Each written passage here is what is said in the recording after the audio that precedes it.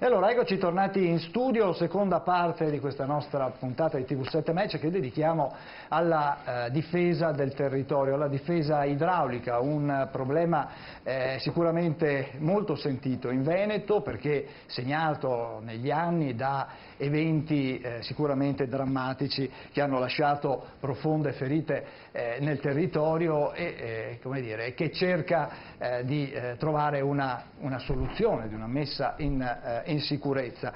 Allora, presento gli ospiti che abbiamo qua in studio, inizio dalla mia sinistra, buonasera a Paolo Ferraresso. Buonasera Ferraresso, lei è vicepresidente dell'AMBI del Veneto. Sono presidente del Consorzio Bacchiglione e vicepresidente di AMBI Veneto. Esattamente, grazie per essere qua con noi. Buonasera a Martino Schiavona, buonasera, sindaco di Ponte San Nicolò in provincia di Padova. Buonasera sindaco, grazie anche a lei di essere qua in studio e salutiamo anche invece in collegamento il professor Luigi Dal Paos. Buonasera professore. Buonasera a voi. Grazie per essere collegato, ricordiamo per i nostri telespettatori docente di ingegneria idraulica all'Università di Padova. Grazie professore per essere collegato con noi. Allora Ermanno, l'acqua, il Veneto e l'acqua, possiamo dire che è una guerra che dura da anni, un odio e amore. Partiamo da... Poi il professor Dal Paolo ne sa più di me, ma insomma parliamo dall'antichità. Il Veneto è cresciuto proprio perché aveva i collegamenti d'acqua. Cioè tutto il trasporto del Veneto fino al lago di Garda, ma forse anche oltre, per la maggior parte veniva fatto con imbarcazioni tirate da dei muli, anche dalle persone. C'erano proprio quelli che tiravano i bragossi, come si dice, no? Cioè barche di 20 metri larghe 5-6 e tiravano quantità di pesi enormi, ma l'acqua lo consentiva. Ma le ville venete nascono lungo i corsi d'acqua, perché mica partivano da Venezia o da altre città con il carretto. E il carretto faceva mai da Drio, come che si diceva una volta. Invece la barca è tranquilla, ci montavano su in queste barche diciamo, che percorrevano i canali e ci mettevano su le personale di servizio, mangiavano, cioè il percorso non era veloce, però avevano tutta la possibilità. Questi erano i nobili che poi hanno costruito le bellissime ville palladiane che abbiamo ancora in eredità.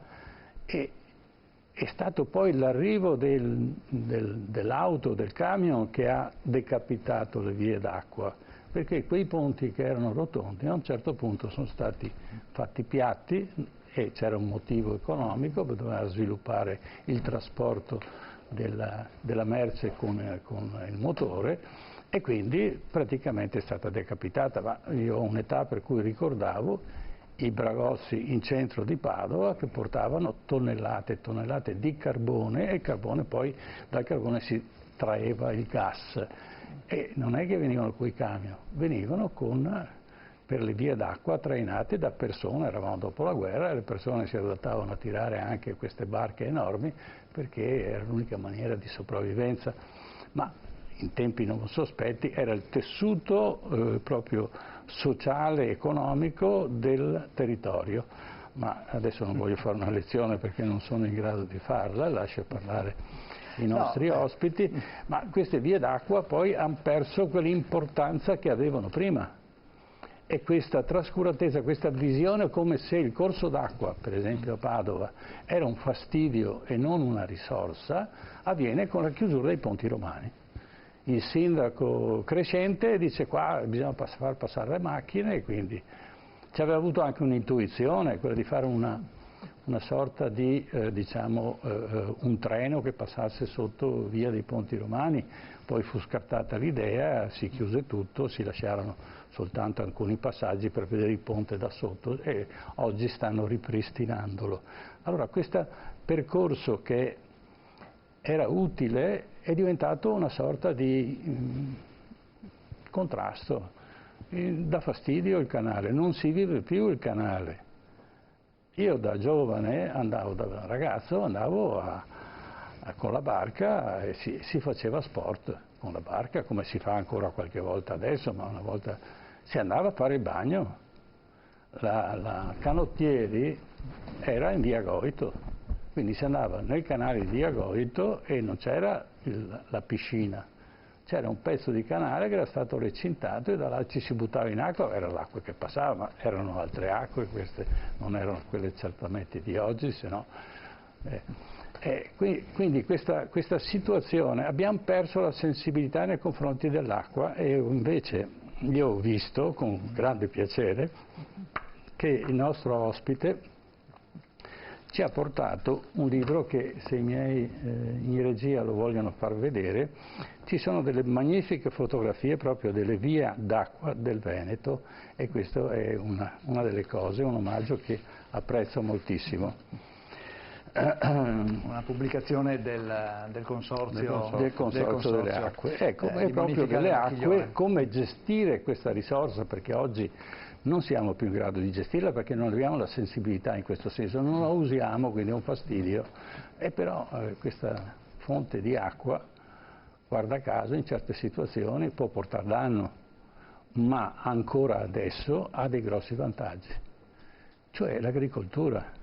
Abbiamo un mondo un pianeta che sta cambiando la sua fisionomia geologica e praticamente il contadino, a volte l'agricoltore ha bisogno di risorse.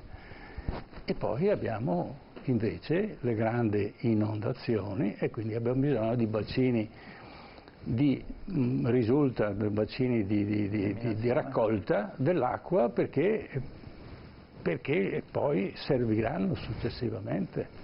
Ecco, questo polmone che si dovrebbe creare è motivo di questa trasmissione. Certo, certo. E allora, prima di far intervenire anche i nostri ospiti, io vi propongo un servizio di introduzione dove si fa un po' il punto della situazione, di quanto è stato fatto in questi ultimi anni, ma anche diciamo negli anni precedenti, dopo la grande alluvione del 66. Ascoltiamo. Non ci sono solo le acque alte di Venezia, è tutto il Veneto che rischia di finire sommerso ogni volta che arriva una perturbazione intensa. Basta ricordare cosa accadde nel 2010, 235 i comuni alluvionati su 574, 10.040 famiglie e imprese allagate, oltre 1 miliardo di danni riconosciuti. L'emergenza maltempo, le precipitazioni abbondanti, le bombe d'acqua, le forti ondate di vento purtroppo non sono più una rarità e il territorio manifesta tutta la sua fragilità. Se per la laguna c'è la flebile speranza che il Mose prima o poi riesca a funzionare, poco o nulla è stato fatto per i territori montani e i corsi d'acqua interni.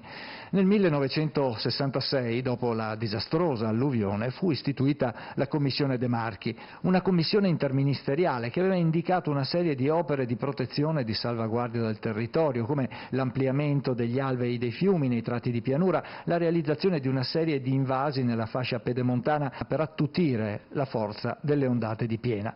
Di quanto indicato allora, però, dopo 50 anni di opere ne sono state fatte ben poche.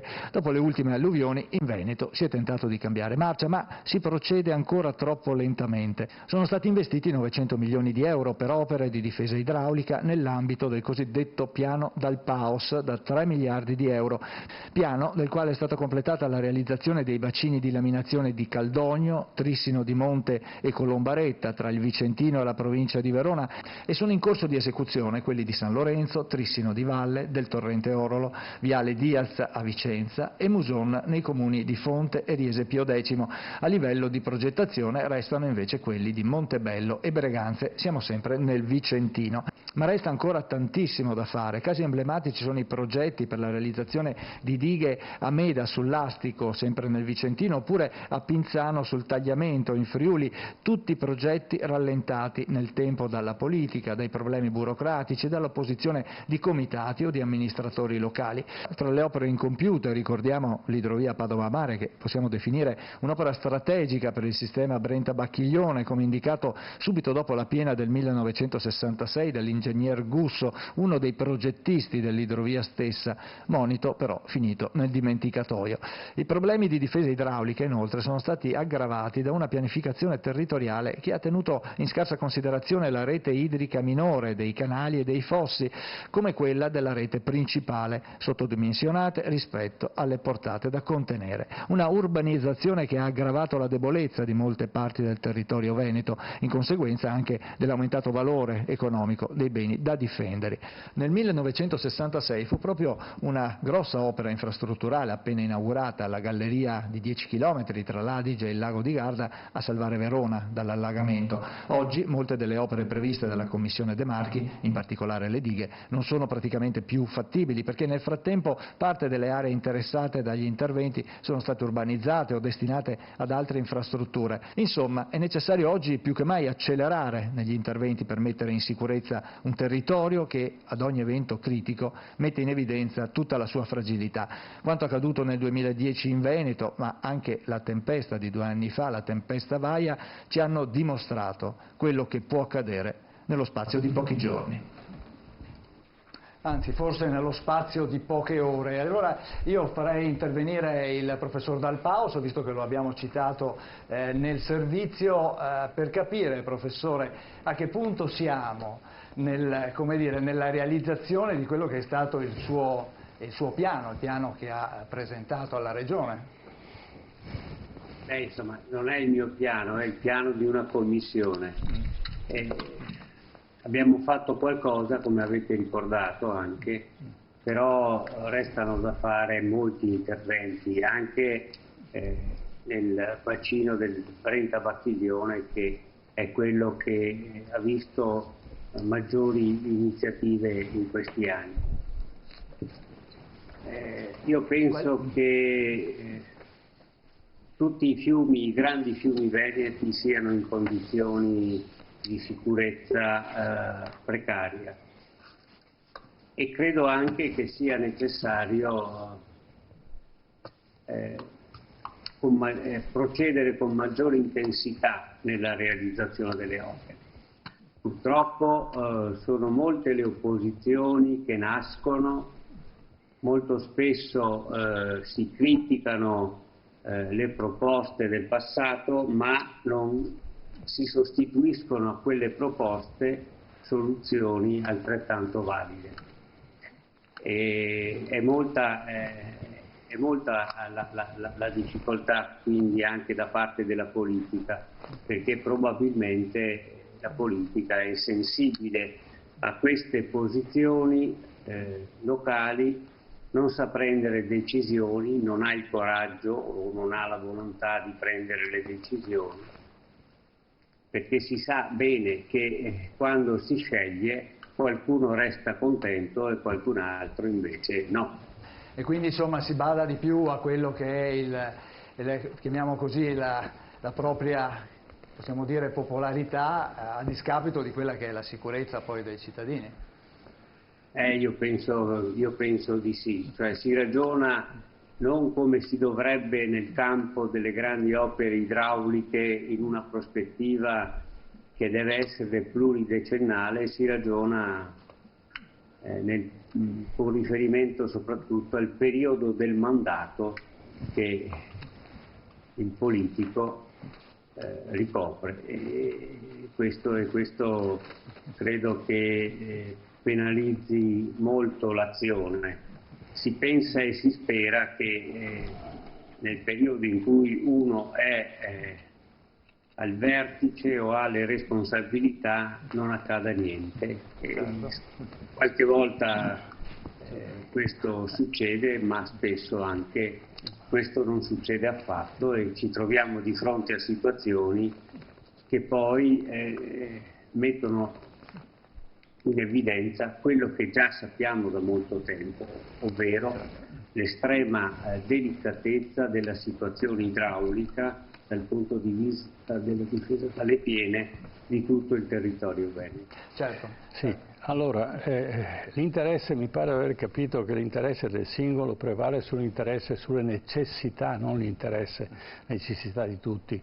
E questo diciamo che è un po' distante da quello che è il concetto della democrazia, la condivisione e la partecipazione sarebbe la sostanza. Quindi lei come sindaco di Ponte San Nicolò, che ha una certa esperienza e poi ha vissuto quel periodo della grande alluvione e delle acque alte, diciamo, lungo il fiume che costeggia appunto Ponte San Nicolò, ci vorrebbe più capacità decisionale e più interesse da parte della politica, al di là di quelli che sono, chiaramente qualcuno sarà sacrificato, ma avrà anche le ricompense, le compensazioni finanziarie in denaro. Prego. Io credo che condivido quello che dice il professore, perché sì, la sua esperienza parla a suo favore, nel senso che il consenso del singolo certe volte magari prevale sulla necessità del pubblico. Però è vero anche che i poteri che sono dati, e non è una scusa questa, ma i poteri che sono dati a noi amministratori certe volte sono di difficile applicazione, sono di difficile attuazione, quindi certe volte sì, c'è la necessità dell'avere il consenso immediato, no? Però certe volte io credo che ci sia anche la mancanza, si diceva prima con il Presidente, della necessità, no? Dell'avere l'immediatezza su determinate decisioni, cioè la mancanza di eseguire un esproprio, per esempio, oppure eseguire un'opera pubblica, quando hai 1000 cavilli che anche a noi, tra virgolette, politici oppure più amministratori, pesano e quindi fanno sì che determinate decisioni che devono essere magari immediate purtroppo perdono l'efficacia e quindi sono viste più come una ricerca di consenso, invece a volte non è proprio così, non è proprio così, cioè mi immagino il semplice o il complicato esproprio, oppure che ne so io, il semplice o la complicata autorizzazione ambientale, o che ne so io, edilizia, magari può rallentare notevolmente una necessità, un bisogno che in quel momento tu hai bisogno. Certo. Ci sono i poteri straordinari e allora lì io sarei per dire va bene, allora ti do i poteri straordinari, caro sindaco, e lì ti peso, allora lì ti verifico. Certo, certo. E quindi c'è un'impotenza da parte delle amministrazioni perché c'è un intralcio, diciamo, non c'è una legislazione trasparente, tranquilla, veloce, no? Lei come Presidente? Io penso un po' più in piccolo. Sì, ecco, perché io mi occupo di canali meno importanti dei fiumi veneti. Però il principio, secondo me, è giusto, io l'ho provato sulla mia pelle perché con Vaia il nostro consorzio e gli altri consorzi del Veneto hanno avuto dei finanziamenti. Il sistema burocratico è stato completamente modificato, nel senso che i tempi sono stati ridotti, la burocrazia praticamente è stata cancellata, noi in un anno siamo riusciti a partire con i lavori e terminarli, quindi questo è stato un aiuto. Nella disgrazia di Vaia comunque è stata una grande cosa per il territorio. Pensiamo ai nodo di Montegrotto, abbiamo messo a posto tutta la zona del Cataio, tutto il centro di Montegrotto, abbiamo rialzato gli argini. Pensiamo a Padova, abbiamo messo a posto il fondo del Bacchiglione nello scarico che abbiamo a Volta Barozzo, quindi tutti i lavori fatti in un anno senza tutti i crismi burocratici per riuscire ad avere le autorizzazioni. Quindi se non c'è la burocrazia, diciamo, le cose si riescono a fare. Che no? Se facciamo questi lavori come dovrebbero essere fatti, sicuramente ci vorrebbero 3-4 anni per arrivare alla fine. Quindi in un anno siamo riusciti, tirando via tutti questi lacci che ci sono tutti i giorni attorno ai progetti, attorno alle autorizzazioni, siamo riusciti a fare grandi cose. Ma perché la stampa non ne parla? Perché i giornali... Ma questo è stato un evento straordinario, il Presidente Zaia è commissario, ha delegato il nostro direttore alla stesura di questi progetti e sono andati avanti con la struttura commissariale e siamo riusciti ad arrivare alla fine. Adesso inizieremo un altro lavoro che ci è appena stato affidato, andremo a fare un'ispezione sulle botti che passano sotto il fiume Brenta, a Conche e a Codevigo. Quindi scusate, a Corte e a Codevigo. Quindi andiamo sotto il Brenta a vedere le botti che ha fatto la Serenissima 400 anni fa, come sono messe, perché tutta l'acqua di questi bacini viene travasata in laguna attraverso queste botti a sifone. Quindi è un lavoro straordinario e siamo riusciti ad appartarlo già, quindi per l'anno prossimo lo avremo sicuramente terminato. Ma al di là di queste che sono, diciamo, però nel quadro generale i lavori che sono stati fatti negli ultimi 10 anni sono il 10% rispetto a quelli che, e non sono stati nemmeno spesi tutti i soldi. Qual è l'inghippo? Ma allora, i soldi sono a disposizione. Come consorzi veneti, sì. Questo parlo da vicepresidente Ambi, sì. Stiamo veramente facendo una montagna di lavori. Siamo sì. stati a livello nazionale quelli più premiati, perché avevamo i progetti allora, pronti. Il cittadino che si arrabbia, con chi si deve arrabbiare? Beh, le risorse che ci hanno affidato le stiamo investendo tutte. Ho capito. Stiamo lavorando su tutte. Siete santificati, ma allora ci spieghi in questo caos dove in 10 anni non si arriva da nessuna parte, no? E io vorrei capire perché il giorno, siccome abito vicino a 100 metri, anzi 60 metri dal fiume, se straripa quel fiume, quella volta l'ho visto a 3 centimetri che stava straripando, no? E vorrei prendermela con qualcuno, cioè se fosse per me io il lavoro l'avrei già fatto.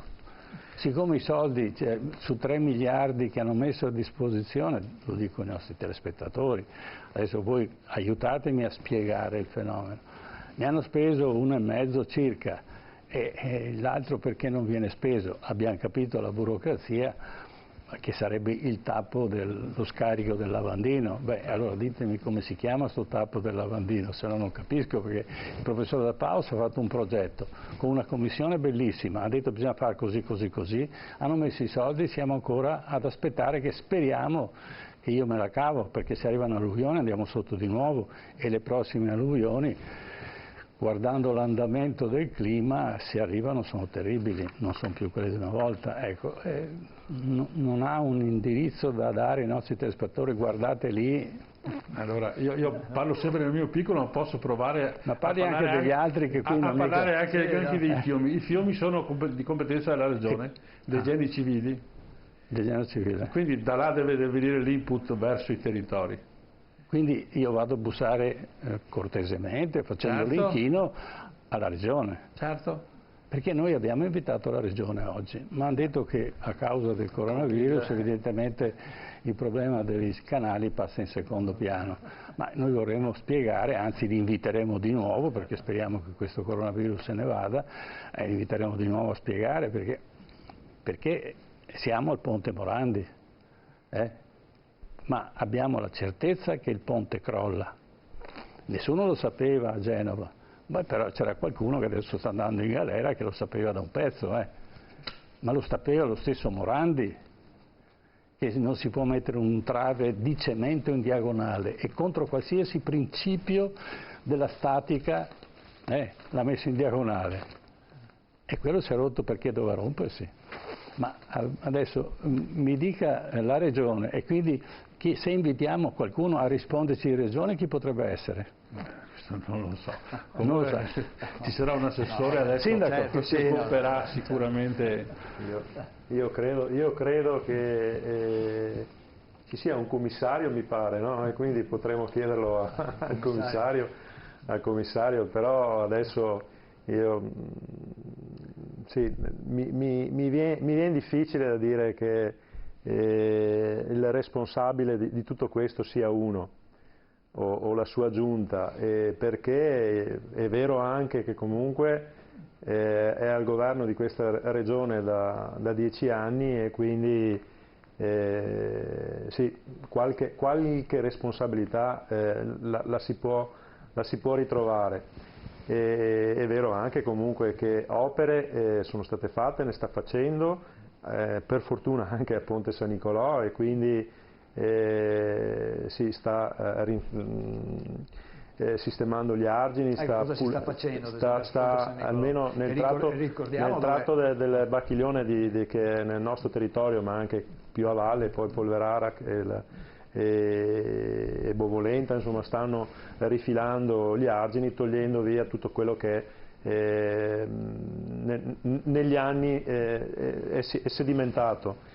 E lo stanno togliendo e lo stanno depositando nella nostra ex discarica. Abbiamo fatto un accordo anche, secondo me, positivo di collaborazione tra Genio Civile, Comune, nonché APS, Acegas e Regione, dove il materiale che stanno portando via per almeno, e qui mi aiuterà il professore o lei signor Casen, che siete molto più bravi di me a ricordare la storia, almeno portare le sezioni dei vecchi tempi, insomma, no? Quindi stanno rinfiancando, cioè togliendo tutto quello che nel frattempo si è sedimentato e lo portano in discarica, per realizzare alla discarica una nuova baulatura della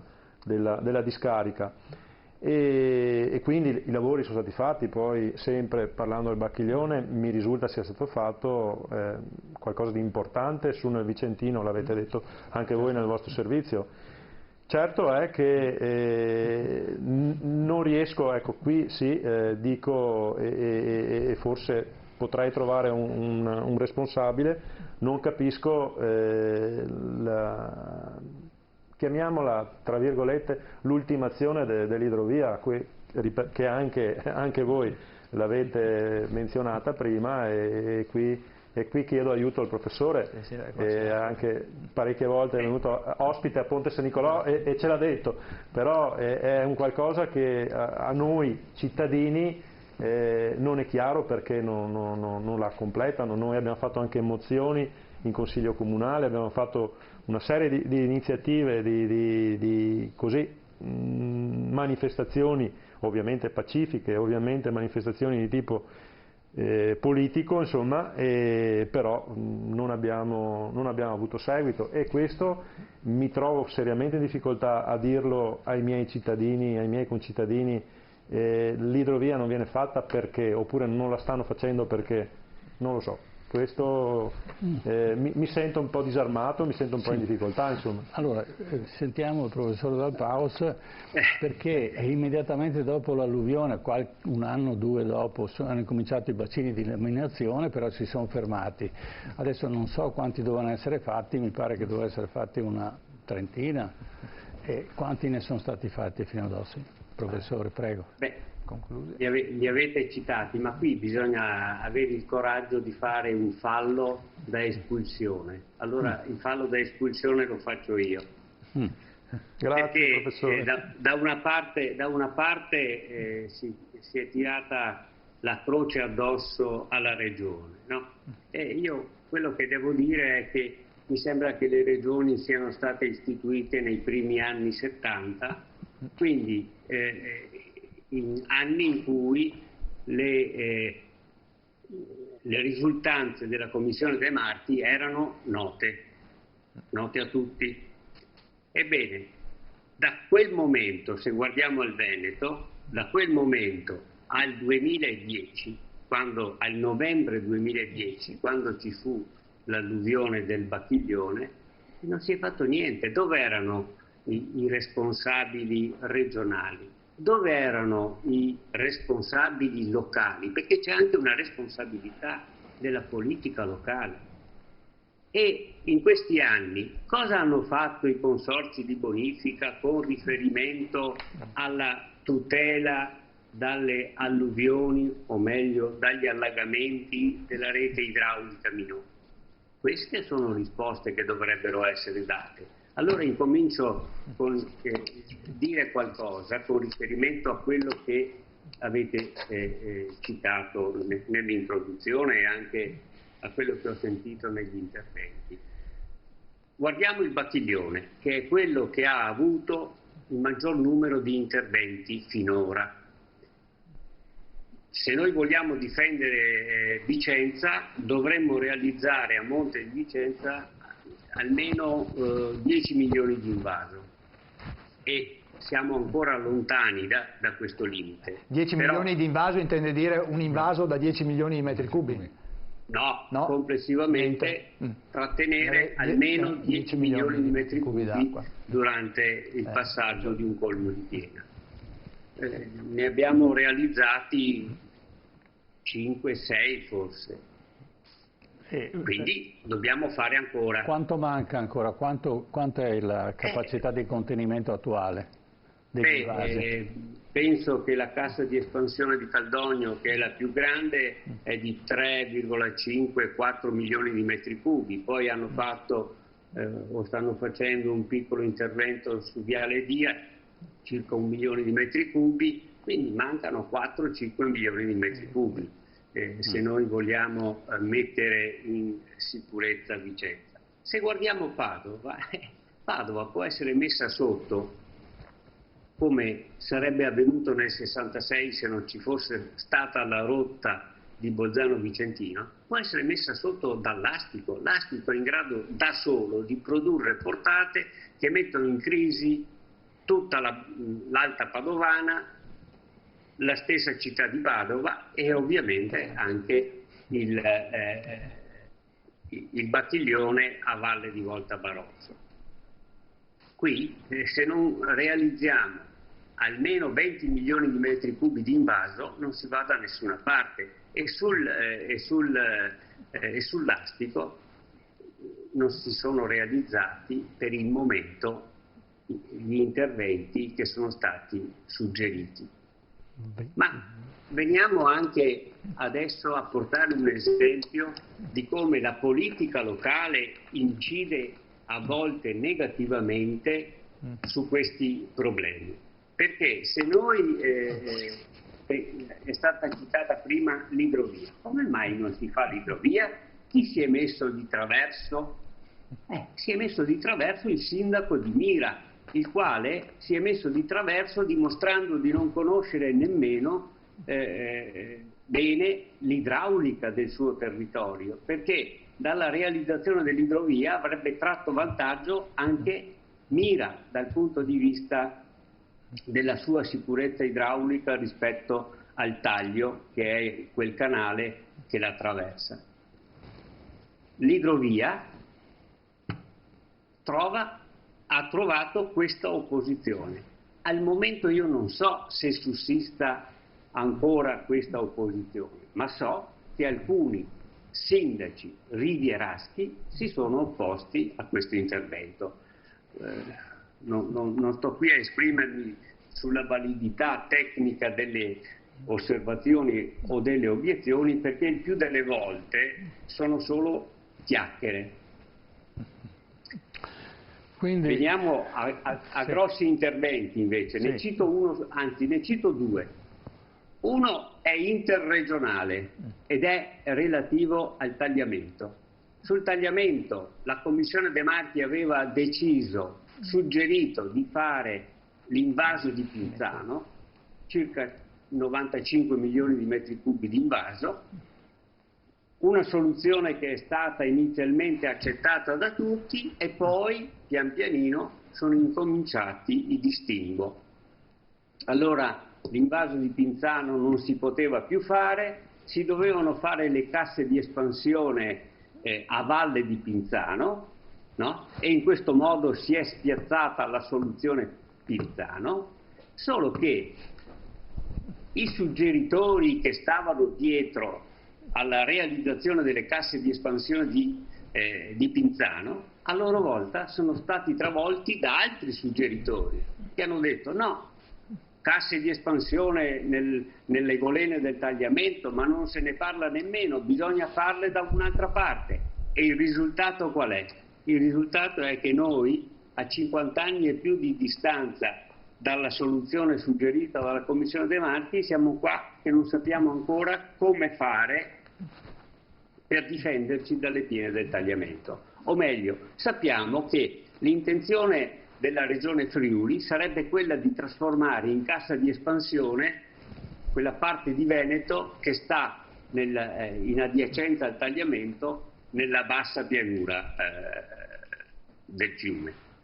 Questo penso che non possa andare bene, no? Ciascuno deve tenere le sue acque, perché altrimenti si rischia di salvare qualcuno annegando qualcun altro. Tutto questo per dire che anche la politica locale ha il suo ruolo negativo in questa lentezza nel realizzare le opere che sarebbero necessarie. Se guardiamo più da vicino il Veneto e parliamo per esempio del Piave, c'è un'opposizione feroce a tutte le soluzioni che sono state suggerite per cercare di moderare le piene del Piave in modo da renderle compatibili con la capacità dell'alveo a valle di Ponte di Piave. Certo. Ci si è battuti contro Falzè, adesso ci si batte contro la realizzazione di casse di espansione alle grave di Ciano. Si sentono i sindaci dire che viene toccato un ambiente naturalmente magnifico e questi signori si dimenticano che quell'ambiente magnifico in realtà è il risultato dello scavo selvaggio di ghiaie da parte dei soliti noti. Certo, professore. E dopo la natura ovviamente fa crescere alberi e arbusti dappertutto e quello che era uno schifo, no, perché bisognerebbe andare a passeggiarci per capire qual è l'ambiente, diventa una cosa preziosa da difendere. Adesso ci ritorniamo, professore, ma dobbiamo andare, abbiamo una pausa pubblicitaria da rispettare. Andiamo un attimo in pubblicità, ma ritorniamo subito, tra poco.